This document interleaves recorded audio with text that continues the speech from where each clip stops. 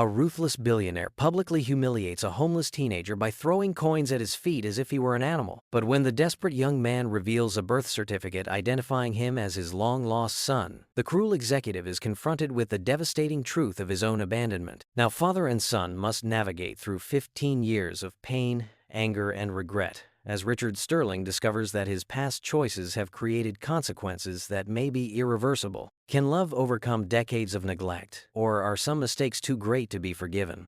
Hello. Before we begin, please subscribe to the channel and leave a like. At the end, please rate the story. I will be happy to respond to you in the comments. Now, let's get to the story.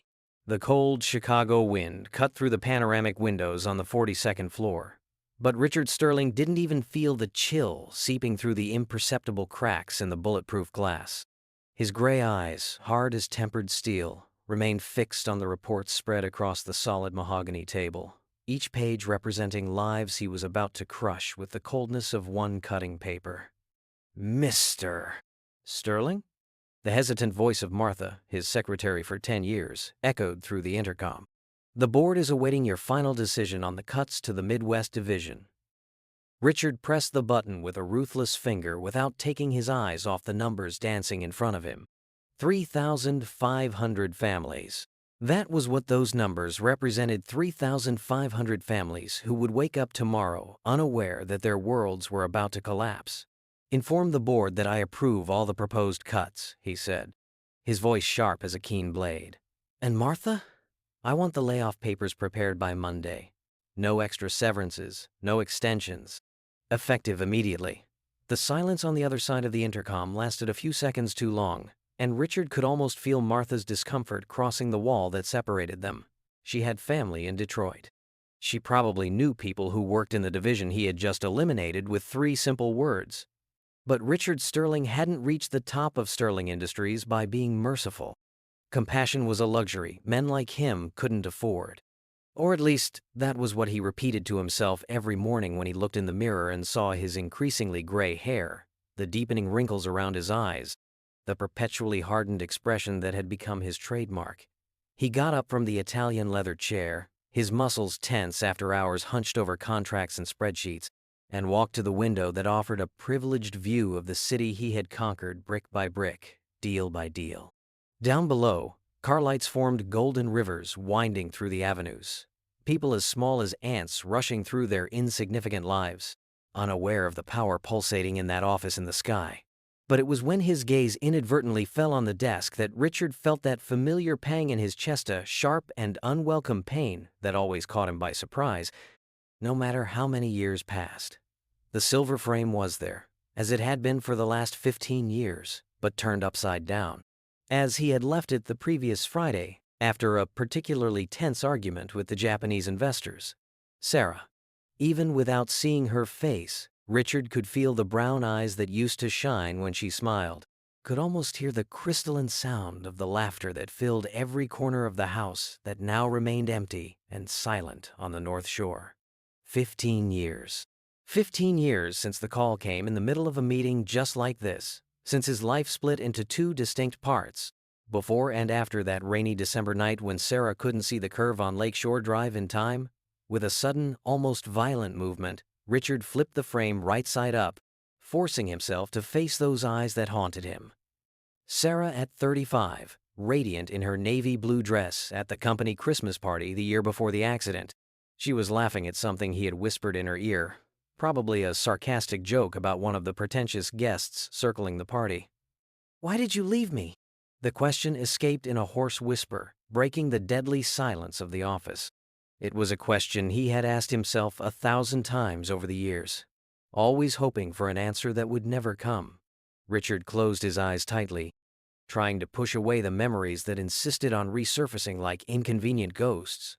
Sarah cooking pancakes on a Sunday morning, humming some off-key 80s song. Sarah arguing with him for working too late, throwing dirty socks into the hamper with more force than needed to show her irritation. Sarah falling asleep on his shoulder during romantic movies she insisted on watching and he pretended to hate. All those little things that seemed insignificant at the time and now had become precious treasures kept in his memory like rare jewels in a locked safe. With a heavy sigh that seemed to carry the weight of all those lonely years, Richard flipped the frame again, turning it upside down. He couldn't handle those eyes now. Not when he still had the bitter taste of mass layoffs in his mouth. Not when he knew tomorrow's newspapers would be full of headlines about his corporate cruelty. He pressed the intercom once more. "Martha, I'm leaving. Cancel all tonight's appointments." "Yes, sir. Do you want me to call the driver?" "Number." The reply came out rougher than he intended. "I'll walk." Richard put on the Italian cashmere overcoat, feeling the soft fabric against his skin, an ironic contrast to the hardness that had settled in his heart like impenetrable armor. 15 years ago, Sarah used to joke that he dressed like a CEO even on weekends, always impeccable, always calculated. She said that one day he would forget how to be just Richard, the man she had met in college, before ambition and money transformed him into Richard Sterling, the Empire. Maybe she was right. Maybe he really had forgotten. The elevator doors closed with a soft whisper, and Richard watched the numbers decrease on the digital display. 40, 35, 30, 25. Each floor he descended was like a dive back into reality, away from the ivory tower where he reigned supreme and alone. When he finally emerged into the travertine marble lobby, his footsteps echoed in the almost religious silence of the space. The night doorman nodded respectfully, but Richard barely noticed, his mind already preparing for the ritual that had become his only form of escape in recent years. The glass doors opened to the cold Chicago night, and Richard Sterling, ruthless billionaire and CEO of a corporate empire, transformed into just Richard, a 52-year-old man walking alone through the dark streets, carrying ghosts that refused to rest and wounds that never fully healed. The wind cut his face like small frozen razors, but he welcomed the pain. It was better than the emptiness. The solitary echo of his footsteps on the cold concrete of Michigan Avenue was the only sound accompanying Richard as he wandered aimlessly through the semi-deserted streets of the financial district. Most of the buildings around him had already turned off their lights, empty offices that during the day buzzed with the frantic energy of business, but now stood as silent monuments to corporate power. The October cold cut through his expensive overcoat, but Richard barely felt the discomfort. His mind was still trapped in that office on the 42nd floor, still processing the decisions he had made, still trying to silence Sarah's voice that seemed to whisper reproaches in his conscience whenever he did something she would have hated. It was when he turned the corner toward Grant Park that he first noticed the figure huddled at the entrance of a closed sporting goods store. A thin young man hunched against the biting wind, hands buried in the pockets of a faded denim jacket that had clearly seen better days. His shaggy brown hair fell over his eyes, but couldn't hide the angular face marked by a pallor that spoke of many sleepless nights and many missed meals. Richard unconsciously slowed down, his business-trained instincts automatically activating to observe and catalog details. The boy could be no more than 17 years old, maybe 18 at best. There was something about him that Richard couldn't immediately define, a posture that, even bent by cold and hunger, maintained a strange dignity. It was when the young man raised his eyes that Richard felt a shock of recognition that made no sense. It wasn't the specific features. Richard was sure he had never seen that face before. It was something deeper, more visceral. Maybe it was the determination shining in those grayish-blue eyes, even surrounded by dark circles of exhaustion. The boy hesitated for a moment, clearly debating with himself whether or not to approach. Richard could see the exact moment the decision was made, barely perceptible stiffening of the shoulders. A deep breath that fogged the cold air before him. "Sir?" The voice was softer than Richard expected, polite in a way that starkly contrasted with the disheveled appearance. "Sorry to bother you." Richard stopped completely, his eyes narrowing as he assessed the situation. Another beggar, he thought with growing disdain. Another lazy young man wanting easy money instead of working for what he wanted. But the boy continued, and his words caught Richard off guard. "My name is Tyler, sir. Tyler Morrison." He extended a dirty hand, but Richard noticed it was steady, without the nervous tremor he would expect from someone in such a situation. "I'm not asking for money, sir. I'm asking for an opportunity." Richard looked at the outstretched hand, but did not shake it. "An opportunity?" "For work, sir." Tyler lowered his hand, but did not lower his eyes. "Any work. I can clean offices, carry boxes, sweep sidewalks, organize files, make coffee, anything that needs to be done. I just need a chance to prove I'm trustworthy." There was something in the way he spoke that deeply irritated Richard. It wasn't just the unexpected politeness or respectful posture. It was the sincerity that shone through every word, a raw honesty that Richard had long learned to distrust in the business world. "Do you have any previous experience?"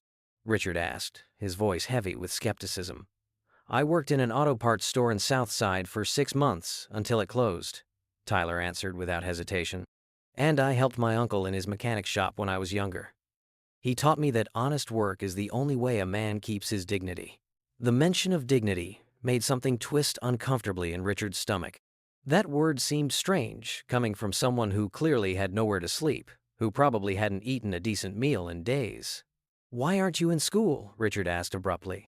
Tyler blinked, and for the first time since they began talking, Richard saw a shadow of pain cross those determined eyes. "I was, sir.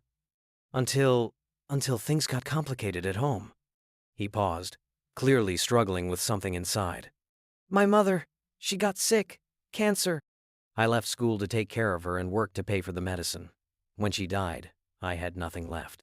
The apartment was taken by the bank, and well, here I am."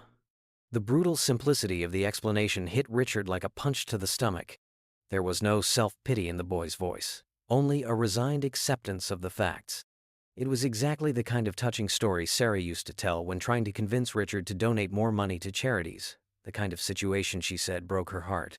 But Richard Sterling had spent years building walls around his heart, and he wasn't about to let a street kid tear them down with a sad story. "And you think," Richard said, his voice growing colder and sharper with each word, "that I'm just going to believe this touching story and give you a job out of pure kindness?" Tyler didn't back down, although Richard could see his words had hit home. "No, sir. I think you're a businessman, and businessmen don't do charity. But I also think you recognize when someone is willing to work hard for what they earn." The boldness of the response made the anger start to boil in Richard's chest. Who did this kid think he was to talk to him like that? To assume he knew something about how Richard ran his business? "You know nothing about me, boy," Richard said, stepping closer, his imposing presence casting a shadow over Tyler. "Nothing about who I am or how I got where I am." "No, sir, I don't," Tyler agreed. But his voice remained steady. "But I know you are here, walking alone on a cold night, wearing an overcoat that probably cost more than I earned in 3 months. And I know you stopped to listen to me when you could have just walked right past." The young man's insightful observation made Richard's anger intensify dangerously. His hands clenched into fists inside the pockets of his overcoat, his jaw tightening as he looked at that young, hopeful face that dared to analyze him as if he were some kind of social experiment. Richard could feel the fury growing in his chest like a storm forming, fueled by years of bitterness, by the weight of the anger that had been fermenting in Richard's chest for 15 years, finally found a target. All the frustrations, all the bitterness, all the pain he had buried beneath layers of corporate cruelty crystallized at that moment, focusing on the young man who dared to stand before him with his irritating dignity and naive hopes. "Do you want to know who I am?" Richard's voice exploded like thunder, cutting through the silence of the night, echoing off the walls of the surrounding buildings. Several passers-by slowed down, turning to see what was happening. "I am Richard Sterling, CEO of Sterling Industries, and I do not hire society's trash." Tyler took a step back, shock written on his young face. But Richard advanced, his imposing figure dominating the space between them. The adrenaline of fury coursed through his veins like poison, fueling words he knew were cruel but couldn't stop spilling out. "People like you are a cancer," Richard continued, his voice rising even more, attracting more curious onlookers who gathered in a cautious semicircle around the scene. "A cancer that should be removed from our streets. You show up with your sad stories, expecting honest workers to feel sorry and hand everything over on a silver platter." A middle-aged woman with shopping bags came to a complete halt, her mouth opening in silent shock. A man in a suit discreetly pulled out his phone, probably recording the scene. More people crowded in, creating an involuntary audience for the humiliation Richard was orchestrating. "Sir, I just wanted—" Tyler tried to speak, his voice barely above a whisper. But Richard cut him off with a ferocity that made several people in the crowd instinctively recoil. "You just wanted what? An easy life without having to work for it?" Richard gestured wildly. his expensive overcoat billowing in the cold wind. "Well, let me give you a lesson in reality, kid. You will never be anything in life. Never." The words came out like bullets, each one designed to inflict maximum damage. Richard could see the impact in real time, the way Tyler physically shrank, as if each word was a punch in the stomach, how his eyes began to glisten with tears he desperately tried to hold back. "You should be ashamed to exist," Richard continued, his voice rough, slightly breaking under the intensity of his own rage. "Ashamed to be here, wasting the oxygen productive people could be breathing." A teenage girl in the crowd murmured, "My God," to her friend beside her, both looking horrified. An elderly man shook his head in disgust, but no one intervened. It was like watching a car accident impossible to ignore, impossible to stop. Tyler stood still, his hands trembling slightly at his sides. The tears he had tried to suppress began to escape at last, rolling silently down his pale cheeks. Yet still, even under the weight of all that public humiliation, he did not look away. He did not run. He did not shout back. Something about this silent resistance irritated Richard even more. He wanted to see the boy completely break, wanted him to run away crying so Richard could convince himself he had done the right thing, that he had really dealt with another taker trying to benefit from his non-existent generosity. With a brusque, theatrical movement, Richard shoved his hand into the inside pocket of his overcoat and pulled out what he found there, some loose change left over from his last coffee purchase. Without ceremony, without a hint of mercy, he tossed the coins onto the concrete at Tyler's feet. The metallic clatter of the coins rolling and bouncing echoed down the street like funeral bells.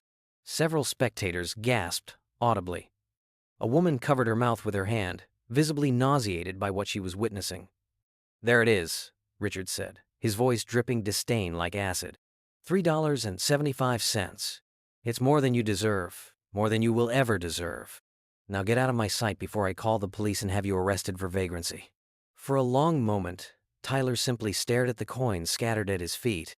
His tears fell steadily now, but he did not sob, made no sound. It was as if all the pain was being absorbed into a profound and devastating silence. Then, slowly, with a dignity Richard could neither understand nor forgive, Tyler knelt. His hands trembled violently as he gathered up each coin, one by one. The sound of his palms touching the cold concrete was amplified in the tense silence that had settled over the scene. When Tyler finally stood up, pocketing the coins in the pocket of his faded jacket, something had changed in his face. The tears were still there, but there was something else now, a comprehension, a recognition Richard could not interpret. Tyler looked directly into Richard's eyes, and for a terrifying moment, Richard felt as if he were being seen through an X-ray lens, as if that shattered young man could see right through all his armor of cruelty, down to the broken man hiding beneath. "I know that look," Tyler said quietly, his voice barely carrying in the cold air, yet somehow reaching Richard's ears perfectly. "It's the same look I had when my mother died. The look of someone who lost everything that mattered, and no longer knows how to live with the pain." The words hit Richard like a hammer to the chest, stealing his breath so completely that for a moment he couldn't respond, couldn't even breathe. The crowd around was beginning to disperse, uncomfortable spectators stepping away from the scene as if it were contagious. But Richard remained frozen, staring into those young eyes that seemed to carry a wisdom no one so young should possess. Tyler took a step back, then another, but his eyes remained fixed on Richard until the last moment. "Thank you for the coins, Mr. Sterling," he said, his voice carrying something Richard could not identify, not sarcasm, not anger, but something deeper and more unsettling. "I hope one day you find peace." And with that, Tyler turned and walked slowly down the street, disappearing into the darkness between the streetlights, leaving Richard standing alone on the sidewalk, trembling not from the cold, but from something far more frightening that he could not name. The silence on the street became deafening, broken only by the distant sound of traffic and the whisper of the wind between the buildings. Richard was still standing where Tyler had left him, breathing heavily, trying to process the words the young man had said before disappearing into the darkness. "It's the same look I had when my mother died." But it was just as Richard was about to turn and continue his walk that he heard hesitant steps approaching again. Tyler had stopped about 20 feet ahead, under the yellowish circle of light from a street lamp, and was slowly coming back. The young man walked as if each step cost a tremendous effort, his hands buried deep in the pockets of his torn jacket. When he got close to Richard again, his face was even paler than before, if that was possible, and his hands trembled visibly. I can't leave like this," Tyler said, his voice barely more than a hoarse whisper. "Not without you knowing the truth." Richard frowned, a renewed irritation beginning to boil in his chest. "What truth? I've said everything I had to say, kid. Now—" "Number," Tyler interrupted him, and there was something in his voice that made Richard stop abruptly, a desperate determination, as if he was preparing to jump off a cliff. "No, Mr. Sterling." "I haven't told you everything." With slow, deliberate movements, Tyler put his hand into the inside pocket of his jacket, the one closest to his heart. Richard watched impatiently as the young man's trembling fingers struggled to find something inside, something apparently small but precious. When Tyler finally withdrew his hand, Richard saw that he was holding a yellowed, crumpled piece of paper, folded so many times that the creases had become permanent white lines on the document worn by age and constant handling. My mother gave me this before she died," Tyler said, his voice breaking into several syllables. "She said that one day I might need this. That one day I might need to know the truth about who my father really was." Richard's heart began to beat faster, though he couldn't explain why. There was something in the way Tyler held that document, in the frightened reverence in his voice, that set off a distant alarm in Richard's mind. "Tyler, I don't know what game you're trying to play. You are my father." The 4 words fell between them like bombs, each exploding in the silence with devastating force. Richard felt as if someone had sucked all the oxygen out of the air around him, leaving him struggling to breathe. "You are my father," Tyler repeated, his voice now broken by tears. "And you abandoned me when Mom died." Without another word, Tyler extended the yellow document with hands shaking so violently that the paper seemed to be dancing in the air between them. Richard looked at the document as if it were a venomous snake, all his instincts screaming at him to step back, to refuse to touch it, to deny anything that creature might represent. But something stronger than his resistance compelled him to reach out. His own fingers were trembling as they finally touched the worn paper, the rough texture familiar under his fingertips. Richard unfolded the document with excessive care, as if he were defusing a bomb. The first thing he saw was the official seal of the state of Illinois at the top of the page, the words "Birth Certificate" printed in official letters just below. But it was when his eyes fell in the middle of the page that the world literally stopped. Child's name: Tyler James Morrison. Date of birth: the 15th of March, 2007. Place of birth: Chicago, Illinois. Father's name: Richard William Sterling. Mother's name: Sarah Elizabeth Sterling. The document slipped from Richard's hands as if it had caught fire, floating to the ground in slow, hypnotic movements. He stared at the paper at his feet, unable to process what he had seen, unable to make sense of the letters that seemed to dance before his eyes. Sarah. The name Sarah was there, on that boy's birth certificate. Sarah Elizabeth Sterling. But that was impossible. Completely, absolutely impossible. Sarah had died 15 years ago. They never had children. She had always wanted children, begged for them, but Richard always said it wasn't the right time, that they needed to wait until the company was more stable, until he had more time. Number. The words slipped out in a desperate whisper. No, this can't be true. Sarah died 15 years ago. She never. But even as he denied it, the cruel math aligned perfectly in his mind. Tyler was 17 years old. Sarah had died in December 2007. If she was pregnant when she died. Mom was pregnant when she had the accident, Tyler said, as if reading Richard's thoughts. I survived. The doctors said it was a miracle. They managed to take me from her and keep me alive. But she died on the operating table. Richard felt as if the ground was dissolving beneath his feet. All the memories he had carefully kept locked away began to rearrange themselves, details he had ignored or forgotten suddenly gaining new significance. Sarah had been strange in the weeks before the accident. Quieter, more thoughtful. She had mentioned something about having something important to talk to him about, but he was always too busy, always had a more urgent meeting, always promised they would talk the following weekend. A weekend that never came. Richard bent down mechanically and picked up the birth certificate from the ground, his hands trembling so violently it was hard to hold the paper. He reread every line, every word, searching for some mistake, some inconsistency that would prove this was an elaborate hoax. But there was no mistake. The date was correct. The names were correct. Even Sarah's social security number that appeared on the document matched what he remembered. When Richard finally looked up to look at Tyler again, it was like seeing a ghost materialize before him.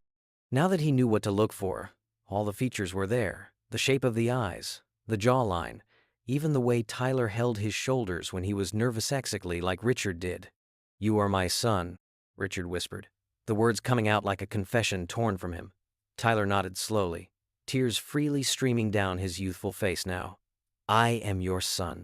And for 17 years, I grew up knowing that my father was alive somewhere in this city, but that he never cared enough to look for me." Tyler looked at his father's hardened face and sensed the deep confusion. It was a burden forged in silence, abandonment, and memory.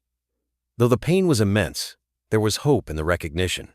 Richard kept his eyes on the document, trying to immerse himself in this new reality. The ghosts of the past clashed with the urgency of the present.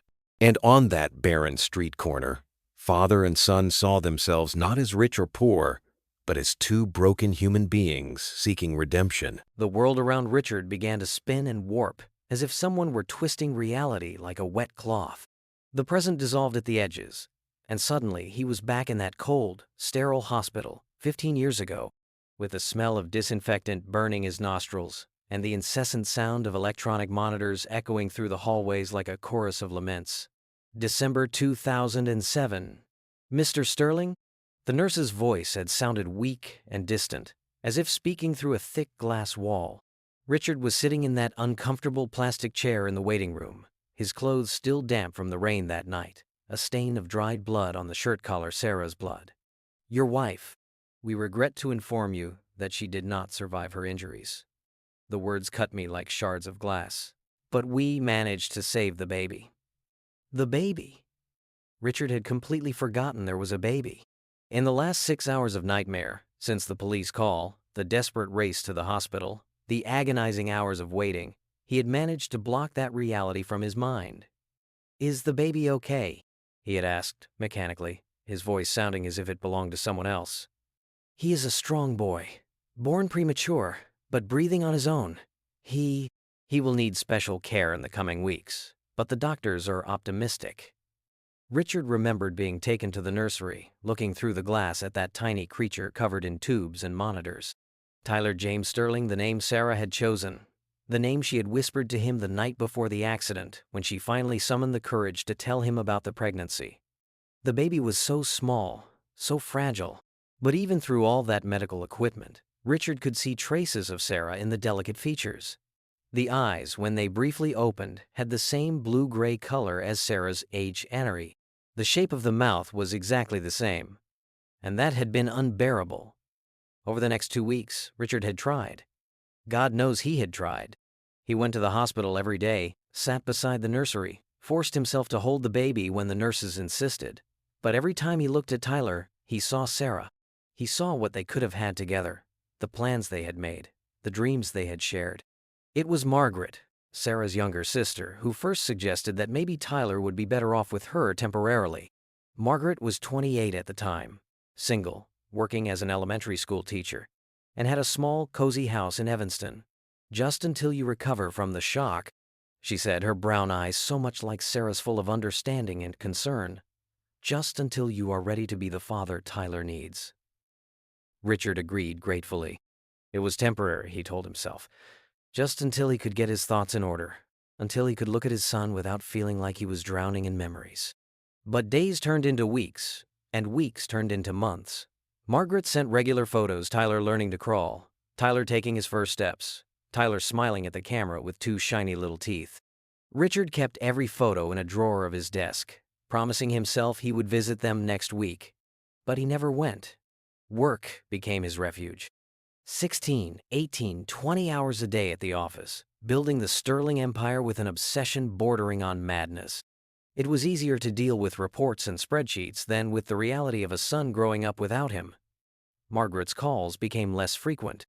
First weekly, then monthly, then only on Tyler's birthdays and at Christmas. She never pressured, never demanded, just updated Richard about the boy's progress, about how he was learning to talk, how he sometimes asked about his dad. "He looks a lot like you," Margaret said in one of those calls, when Tyler was about 5. "Especially when he's focused on something. He furrows his brow just like you did when you were little." Richard hung up without answering. The checks he sent to Margaret became irregular. At first, they arrived a week late, then 2, then a month. His secretary put them in the pile of personal bills he always promised to address next week, but which always ended up being pushed to the following month. Until one day, about 8 years ago, he simply stopped sending the checks altogether. Margaret called a few times, her messages on the answering machine progressively more desperate. But Richard never returned the calls. It was easier to pretend they didn't exist, easier to convince himself that Tyler was fine, that he had everything he needed without the interference of a broken, bitter father. The last time he heard from Margaret was 3 years ago, in a call he ignored. She left a message saying she was sick, that she needed to talk to him about Tyler, that there was something important he needed to know. Richard deleted the message without fully listening to it. Present, reality returned with the force of a freight train. Richard was back on the cold street of Chicago, looking at the 17-year-old boy standing before him, thin, dirty, hungry.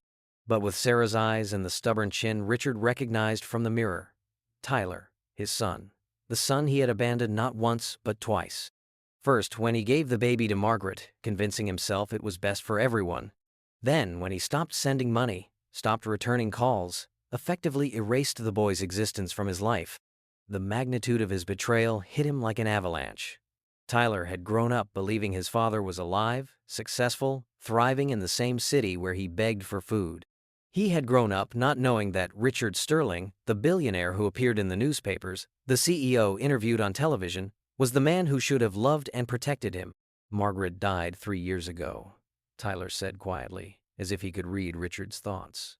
"Pancreatic cancer. She fought for 2 years, but in the end, she couldn't take care of me anymore."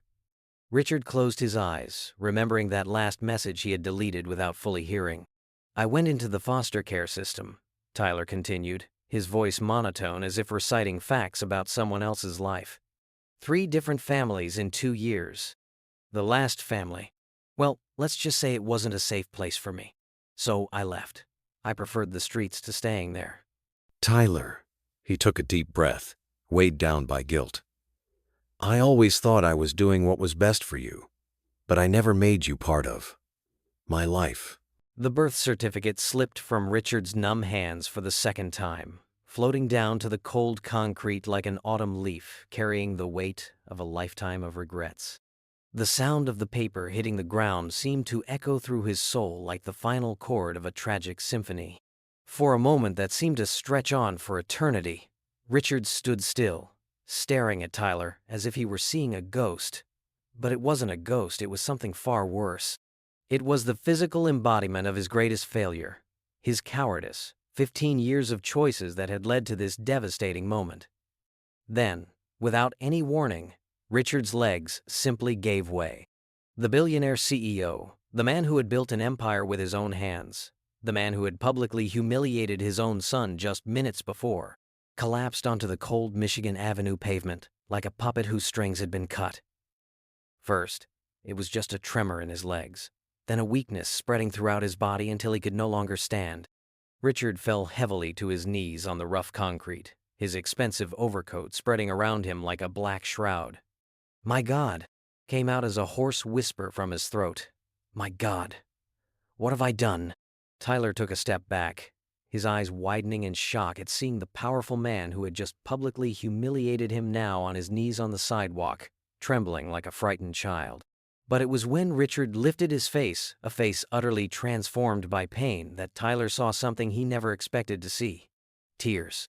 Tears streaming down Richard Sterling's cheeks, like rivers of remorse, dark stains of moisture spreading across the expensive fabric of his clothes. "I'm a monster," Richard sobbed. the words coming out broken and desperate. "I'm a horrible monster! My own son, my own blood, and I." The words died in his throat, stifled by a wave of emotion so intense he couldn't even form coherent sentences. All the pain he had locked away for 15 years, all the guilt he had buried beneath layers of work and cynicism, came flooding out at once like a dam breaking. "Tyler," he managed to say between sobs that shook his entire body. "Tyler, forgive me. Please, forgive me." Tyler remained motionless, looking down with an expression of confusion and disbelief. Was this kneeling man in front of him the same one who had called him the cancer of society? The same one who had thrown coins on the ground as if he were an animal? "I couldn't look at you," Richard continued, his words barely intelligible through tears. "Every time I saw you, I saw her. I saw Sarah. Her eyes, her smile, the way you moved your hands. It was like she was haunting me through you." Richard extended trembling hands toward Tyler, as though begging for absolution. "I thought you were better off without me. I thought Margaret was a better mother than I could ever be a father. I thought if I completely left your life, you could grow up normal, happy, without carrying the weight of my pain." "You thought wrong," Tyler said, and his voice was laden with a pain that echoed through the years. "You thought very wrong." The words cut Richard like knives. He closed his eyes, shaking his head as if somehow he could undo the last 15 years through sheer willpower. "I know," he whispered. "I know I thought wrong. I know I was a coward. I know. I abandoned you when you needed me most." Tyler took another step back, and Richard could see the emotional struggle playing across the young face. Confusion mixed with anger, pain mixed with a stubborn hope that Tyler clearly did not want to feel. "Do you know how many years I spent looking for you?" Tyler asked, his voice starting to tremble with contained emotion. "How many nights I stayed awake imagining what it would be like when I finally found you?" Richard opened his eyes, meeting Tyler's gaze through the tears blurring his vision. "When Margaret died," Tyler continued, "she told me you were Richard Sterling. The Richard Sterling. From the newspaper, from the television, from the buildings with your name. She told me you were my father, but that you had lost your way after Mom died." Tyler wiped his own eyes with the back of his hand, a gesture that painfully reminded Richard of Sarah. "I spent 2 years looking for you. 2 years seeing your face in magazines, watching your interviews, seeing you cut ribbons at openings and give speeches. 2 years planning what I would say when I finally found you." A bitter laugh escaped Tyler's lips. "I had it all planned. I was going to approach respectfully, introduce myself as your son, and then you were going to hug me and tell me you had been looking for me too, that you had missed me, that you were sorry." Richard felt as if every word was a punch in the stomach. Tyler won. "I looked for you for months," Tyler interrupted, his voice growing louder. "I found out where you work, where you live, where you like to dine. I knew you walked the streets when you were upset because I followed you several times, trying to gather the courage to approach you." The revelation struck Richard like a lightning bolt. "You were following me?" "For 3 months," Tyler confirmed, and there was a deep pain in his voice. 3 months watching my father from afar, preparing myself for the moment I would finally speak to him. 3 months dreaming of our reunion." Tyler pointed to the street around them, to the scene of humiliation that had just unfolded minutes before. "And then today happened exactly as I dreamed," he said, bitter sarcasm dripping from every word. "Except in my dreams, you didn't call me the cancer of society. In my dreams, you didn't throw coins on the ground like I was a dog." The words hurt more than any physical blow could have. Richard bent over himself, sobbing with an intensity that made his entire body shake. "Forgive me," he repeated, the words coming out like a desperate prayer. "Please, Tyler. Forgive me." Tyler was silent for a long moment, looking down at the broken man at his feet. When he finally spoke, his voice was low but firm. "I don't know if I can," he said, and the words were like a death sentence. "I don't know if I can forgive someone who abandoned me when I needed him most." The lobby of the Four Seasons Chicago glowed under the crystal chandelier lights, every polished surface reflecting the opulence that Richard Sterling had always taken for granted.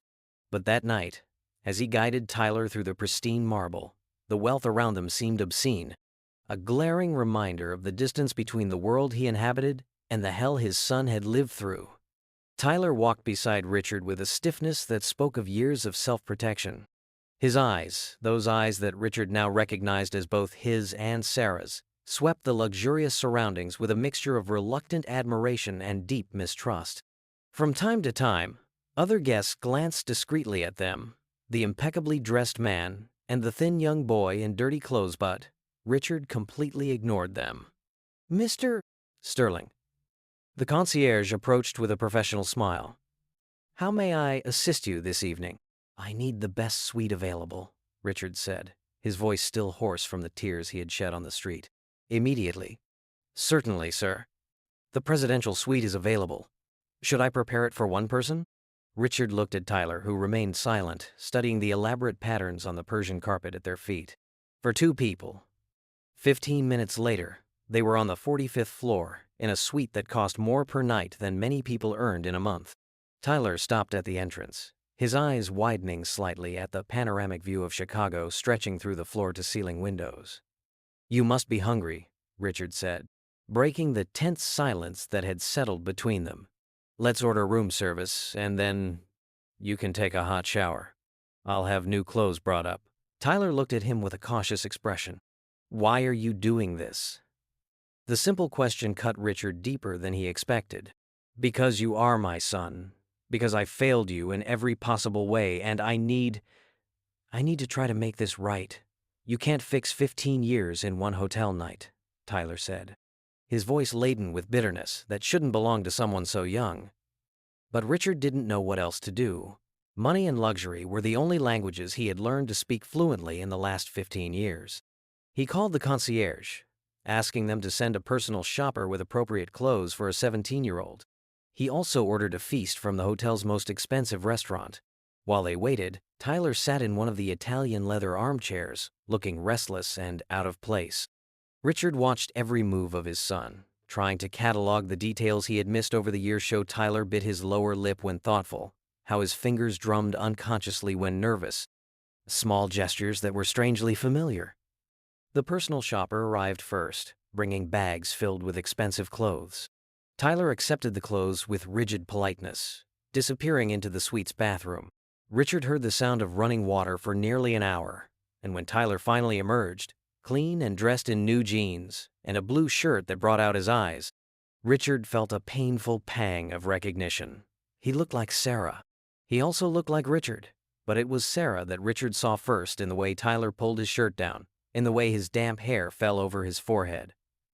Dinner arrived on an elaborate rolling table, covered with porcelain dishes and crystal glasses. Grilled salmon, truffle potatoes, baby asparagus, a bottle of expensive wine that Tyler completely ignored. Richard watched with a tight heart as Tyler ate with controlled but obvious hunger, cutting each piece of food with precise care, as if he still couldn't believe it was real. "When was the last time you ate a proper meal?" Richard asked gently. Tyler paused mid-chew for a moment, considering the question. A real, proper meal? Probably about 3 months ago. Some church volunteers handed out Thanksgiving plates in the park. Guilt settled in Richard's stomach like a stone. "Tyler, I didn't know. If I had known." "You would have known if you cared enough to find out," Tyler interrupted, his voice remaining calm. But Richard could feel the rage simmering beneath the surface. Richard put his fork down, his appetite completely gone. "Tell me about what it was like after Margaret died." Tyler kept eating for a few moments, and Richard began to think he wouldn't respond. Then, without looking up from his plate, Tyler started to speak. "The first foster family was okay. The Johnsons. They had 3 other kids, and everyone kind of fended for themselves. It wasn't affectionate, but it wasn't bad either." Tyler took a sip of water. "Then there were the Richardsons. They were different." Something in the way Tyler said different sent chills through Richard. "Mr. Richardson liked discipline," Tyler continued, still not making eye contact. "Especially at night, when Mrs. Richardson worked the night shift at the hospital. He said I was a problem kid, that I needed to learn respect." Richard felt his hands clench into fists. "Did he hurt you?" Tyler shrugged, a gesture trying to appear casual but that Richard could see was defensive. I stopped being a problem when I learned to stand up for myself. But then they sent me back to the system, said I was aggressive and didn't adapt well to family structure. My God, Tyler. The third family was the worst, Tyler continued as if Richard hadn't spoken. The Millers. They took foster kids for the government money. We had to work in the backyard garage, fixing and selling used cars, 12 hours a day, 7 days a week. If we complained, we didn't eat. Tyler finally raised his eyes, and Richard saw a hardness in them that shouldn't exist in a child's eyes. That's where I learned I can't trust anyone to take care of me. That in the end, you're alone, always. That people who promise to take care of you are the ones most likely to hurt you. Richard felt tears burning his eyes again. Tyler, I didn't know. I swear I didn't know. You could have known, Tyler said, his voice still eerily calm. You could have looked for me. Could have checked if I was okay. But you chose not to know. The accusation was too true for Richard to deny. He had deliberately chosen not to know, had chosen ignorance because it was easier than facing the truth. They talked. Richard asked about the system and the Millers. Tyler answered honestly. Between each story, the silence was more meaningful. Richard realized the first debt he owed was to listen without interrupting, without judging. When they finished their meal, Richard said, his voice trembling, "Thank you, Tyler. I want to join you in this rebuilding, not just as a father, but as a partner." Tyler looked at him for a moment, his eyes glowing with faint hope. There was a long road ahead, but there, in that luxurious suite, the rebuilding of their bond began. Richard couldn't sleep a single minute in the luxurious suite at the Four Seasons. The $1,000 per thread count king-size bed had become a torture table as he lay staring at the ceiling, reliving every word of the conversation with Tyler, every expression of pain and distrust that had crossed his son's face. When the first rays of sun began filtering through the silk curtains, Richard got up and went to the next room where Tyler had slept. The bed was made, the sheets folded with military precision. The new clothes Richard had bought were delicately stacked on the dresser, with a handwritten note on top. "Thanks for the food and the clothes. I can't accept your charity. T." Richard crushed the note so hard his knuckles turned white. Panic settled in his chest like a cold snake, tightening around his lungs until he could barely breathe. Tyler had left. Again. Within minutes, Richard was dressed and on the phone with his personal security team. "I want all our best men on the streets now," he bellowed into the phone, his voice cutting through excuses and protocols. "I want Chicago turned upside down until we find him." By 8 in the morning, Richard had hired 3 of the city's best private detectives. By 9, he had offered a $50,000 reward for any information that would lead directly to Tyler. By 10, he was personally scouring the streets of Southside, his Mercedes AMG, looking absurdly out of place among the dilapidated buildings and corners where Tyler might be. For 3 days, Richard ate little and slept less. He visited every shelter within a 30-mile radius of downtown Chicago, showed pictures of Tyler to homeless people, social workers, charity volunteers, anyone who might have seen a skinny young man with blue-gray eyes. It was on the 4th day that he finally got a lead. "You're looking for Sterling's boy, right?" The man was big, with tattoos covering his muscular arms and a scar running from his left ear to the corner of his mouth. He was sitting on a broken bench in Millennium Park, feeding pigeons crumbs from an old sandwich. Richard approached cautiously, his hand instinctively moving toward the phone in his pocket. "You know him?" The man laughed, a rough sound without any humor. "Everybody knows Tyler now." The boy joined Marcus Brown's crew last week. Richard's heart stopped. Marcus Brown. Even Richard, isolated in his corporate ivory tower, had heard of Marcus Brown. The leader of one of the most violent gangs on the West Side, known for recruiting vulnerable teens to do his dirty work. "Where can I find them?" Richard asked, his voice almost a whisper. The man studied him with calculating eyes. "That depends on how generous you're feeling, Mr. Executive." Richard pulled out his wallet and took out every bill. He had almost $800 in cash. "Where?" "Warehouse District, Harrison Street, number 847. It's a red brick building, all covered in graffiti, but if I were you, I wouldn't go there alone. Marcus doesn't like visitors, especially rich visitors asking about his boys." Richard was running back to the car before the man finished the sentence. The warehouse district was exactly the kind of place Richard had spent his life avoiding. Abandoned buildings lined both sides of the street, their broken windows, like toothless mouths, screaming at the gray sky. The smell of urine and rotting garbage floated in the air like a toxic cloud. Richard found number 847 easily. The red brick building was covered in elaborate graffiti, bright colors forming words Richard didn't recognize, but that suggested violence and territoriality. He was about to get out of the car when his phone rang. It was Davis, one of the private detectives he had hired. "Mr. Sterling, we have a problem." Davis's voice was tense. "We got info from an informant that Marcus Brown is planning to use your son in a heist tonight. A jewelry store heist in the Loop." Richard felt as if someone had filled his veins with liquid ice. What kind of heist? The kind that usually ends with someone dead or spending the next 20 years behind bars. Marcus uses the new kids as bait. They go in first, as reconnaissance.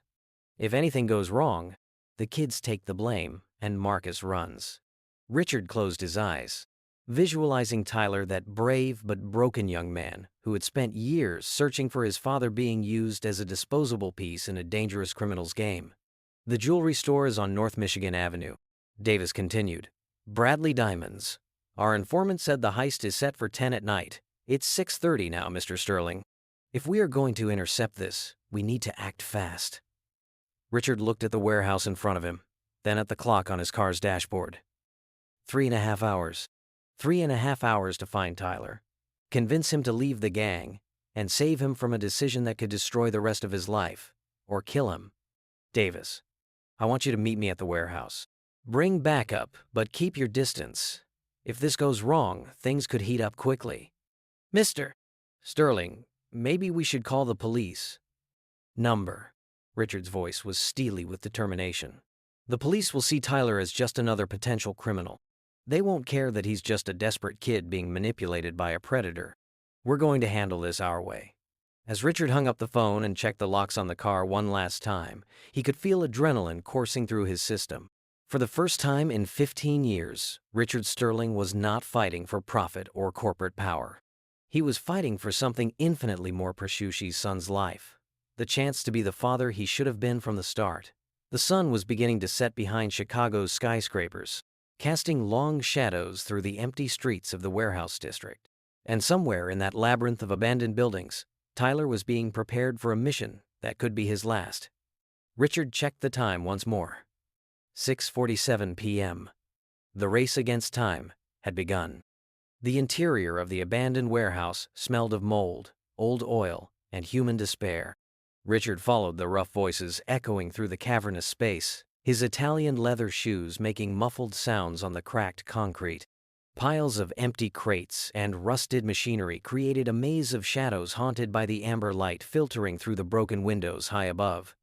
It was when he rounded the corner of a stack of deteriorated pallets that Richard saw the scene that would haunt his nightmares for years to come.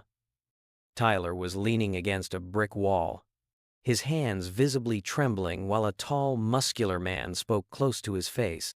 The man whom Richard immediately recognized as Marcus Brown had arms covered in tattoos and a presence that radiated controlled violence. Two other men flanked Tyler, blocking any escape route. "Look here, Princess," Marcus was saying, his voice laden with a casual cruelty that made Richard shudder. "You ate our food, slept under our protection, and now it's time to pay your debts. There's no free lunch in the real world." Tyler kept his head down, but Richard could see the tension in his shoulders, the way his fists were clenched by his sides. "I said I'd do other jobs. I can sell, I can make deliveries, I can." "You're going to do what I say you're going to do," Marcus interrupted, grabbing Tyler by the chin and forcing him to look up. "And I'm saying you're going into that jewelry store, distracting the guard while my boys do the real work. It's that simple." "And if I refuse?" Tyler asked, his voice barely more than a whisper. Marcus smiled, an expression that didn't reach his cold eyes. "There is no refusal, kid. You're in or you're dead. And if you try to turn us in to the cops, well, let's just say we know where you sleep, sweetheart." It was at that moment that Richard stepped out of the shadows. "I don't think my son is going to be part of your plans," he said, his voice cutting through the warehouse like a sharp blade. 5 heads turned simultaneously towards the voice. Tyler's eyes widened in shock, his mouth opening in disbelief. Marcus and his men instinctively tensed, hands moving towards weapons hidden under their jackets. "Daddy?" Tyler whispered, the word coming out like a broken prayer. Marcus studied Richard with calculating eyes, taking in the expensive suit, the cashmere overcoat, the confident posture of someone used to being in control. "So you're the famous daddy, the big-shot businessman who abandoned his own blood." Richard stepped closer, his hands raised in a non-threatening gesture, but his eyes never leaving Marcus's face. "You're right. I failed as a father in every possible way, but I won't fail again." "Oh, how touching," Marcus laughed, the sound echoing ominously through the space. "The rich daddy came to save his troublesome little boy." "Name your price," Richard said simply. "Any amount. $1 million, $5 million, whatever you want to let my son go." Marcus exchanged looks with his men, and Richard could practically see the dollar signs reflecting in their eyes. But then Marcus shook his head, his expression hardening. "It's not about money, old man. It's about respect. Your boy made a deal with me, and deals need to be honored. That's how things work in my neighborhood." "Please," Richard said, and there was a genuine humility in his voice that Tyler had never heard before. "He's just a kid. He made mistakes, but he doesn't deserve this. If you want someone to blame, blame me. I failed him, not you." "No," Tyler said suddenly, his voice gaining strength for the first time since Richard had arrived.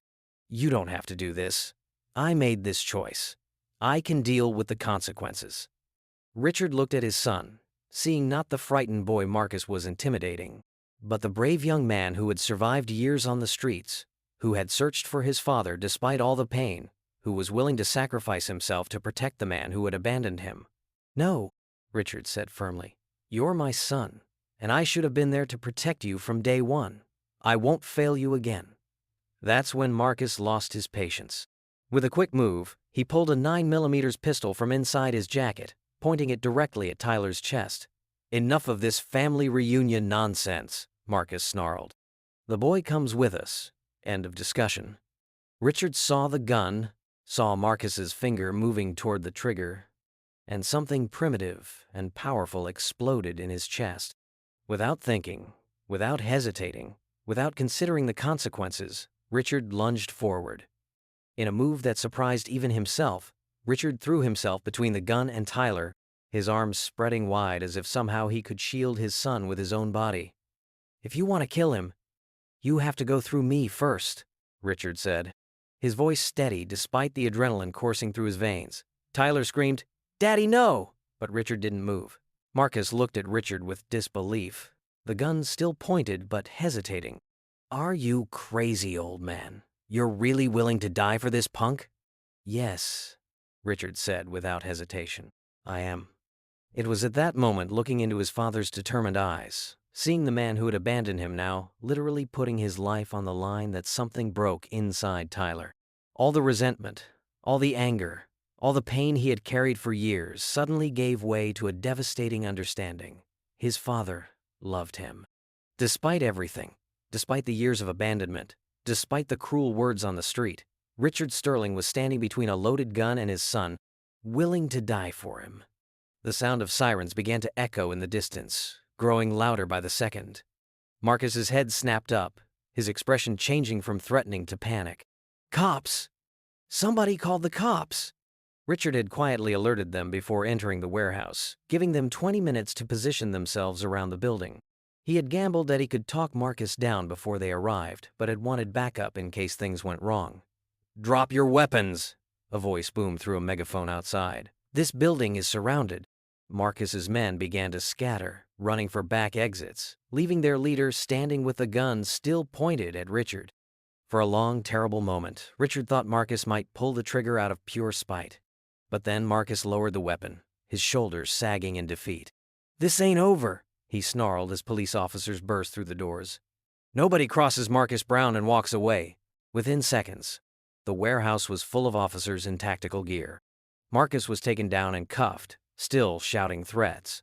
His men were rounded up from where they had tried to hide throughout the building. And through it all, Richard said, If you want to take me, he pointed to Marcus. Take me first. But Tyler leaves here alive. The moment was pure tension. Tyler tried to step in, but Richard stood firm. The siren grew louder. The police were closing in. Marcus backed off, shouting insults, but too afraid to pull the trigger. With steady steps, agents stormed in. Marcus was handcuffed, his henchmen captured. Tyler ran into his father's arms, both exhausted and relieved.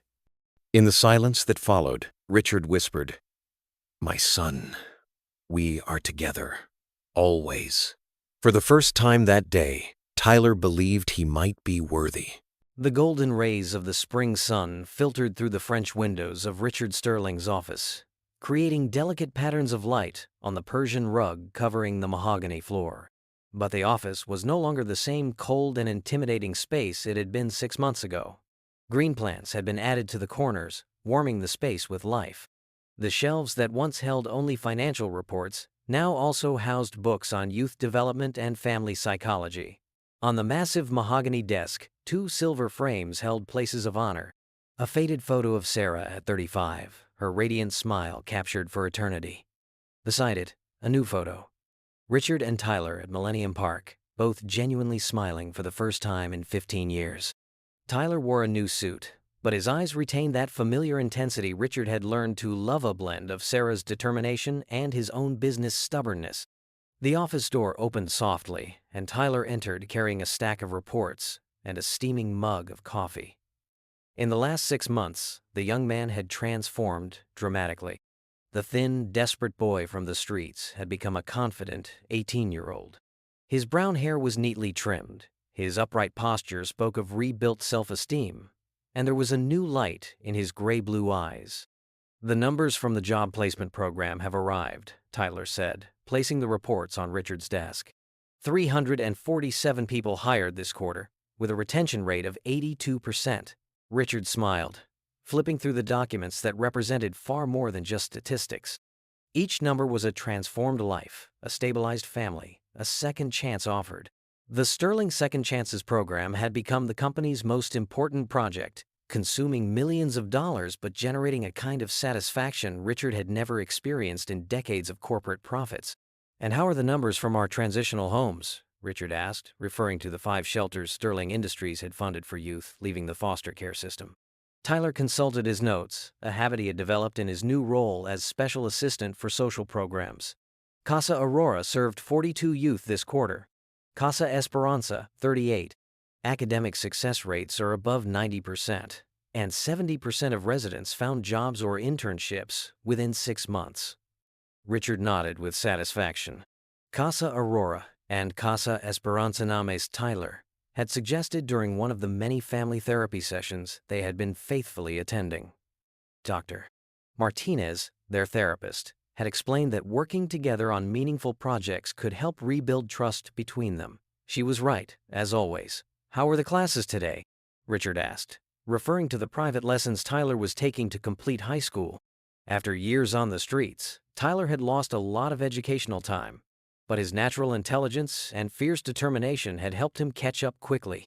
"I need to prepare better for the SAT," Tyler admitted, sitting in the chair opposite Richard's desk, a position that 6 months ago would have been unthinkable. "But Mrs. Patterson said my essays have improved a lot. She thinks I have a real chance to get into Northwestern." Richard felt a familiar wave of paternal pride, an emotion he was learning to express without embarrassment. "You'll make it. I believe in you." The simple words carried the weight of months of rebuilding. At first, Tyler had rejected almost every compliment or expression of support from Richard. Distrust corroded every interaction, turning even the most innocent conversations into emotional minefields. But therapy had helped. Dr. Martinez had taught them both how to communicate pain without attacking, how to express needs without demanding, how to forgive without forgetting. It had been a slow and sometimes painful process, but gradually father and son had learned to reconnect. "Dad," Tyler said, using the word that still sounded new and precious in Richard's ears, "there's something I wanted to ask you." Richard raised his eyes from the reports, giving his full attention to his son. It was another lesson from therapy when Tyler spoke, especially about important things. Richard set everything aside to listen. Tomorrow marks 6 months since that night at the warehouse, Tyler said, his hands moving nervously. And I was thinking, do you think we could visit Mom's grave? Together? Richard felt his throat tighten. In all these months of rebuilding, they had carefully avoided talking about Sarah, as if her memory was too dangerous a territory to navigate. Richard had visited her grave alone a few times, but had never brought Tyler. Would you like that? Richard asked gently. Tyler nodded, his eyes shining with unshed tears. I never really knew my mom.